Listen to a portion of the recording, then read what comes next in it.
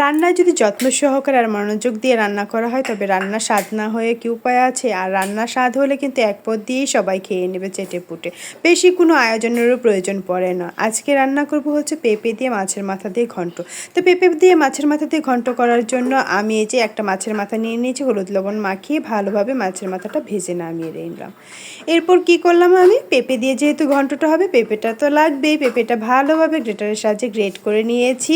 আর হচ্ছে মাছ ভাজা তেলে পেঁয়াজ ফোড়ন, তারপরে শুকনো মরিচ ফোড়ন, তারপরে হচ্ছে জিরা ফোড়ন, তেজপাতা ফোড়ন দিয়ে ভালোভাবে পেঁয়াজগুলো ভেজে নিয়েছি নাড়াচাড়া করে।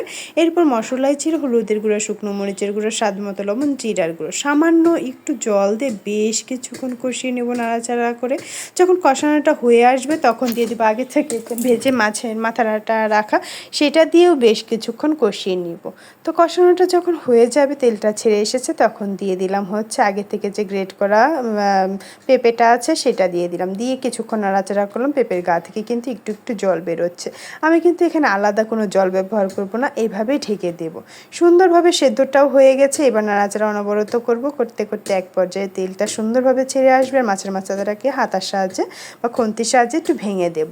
সুন্দরভাবে নাড়াচাড়া করে একদম মাখো মাখো হয়ে আসবে, তখন কিন্তু আঠা আঠা হয়ে আসবে, তখন নামিয়ে নিলেই কিন্তু রেডি এই যে পেঁপে ঘন্টটা মাছের মাথা দিয়ে। এটা খেতে এত দুর্দান্ত স্বাদ লাগে কি আর বলবো, এক পদ দিয়েই কিন্তু খাবার হয়ে যায় শেষ। তো সবাই যদি যারা যারা এইভাবে রান্না করে খাওনি একবার হলেও ট্রাই করে দেখতে পারো, আশা করি ভালো লাগবে। কেননা লাউ ঘন্ট, চাল কুমড়োর ঘন্ট তো খাওয়া হয়, কিন্তু পেঁপে ঘন্ট যে এত মজার লাগে কি আর বলবো। আমার তো খুবই ভালো লেগেছে। তো টাটা সবাইকে।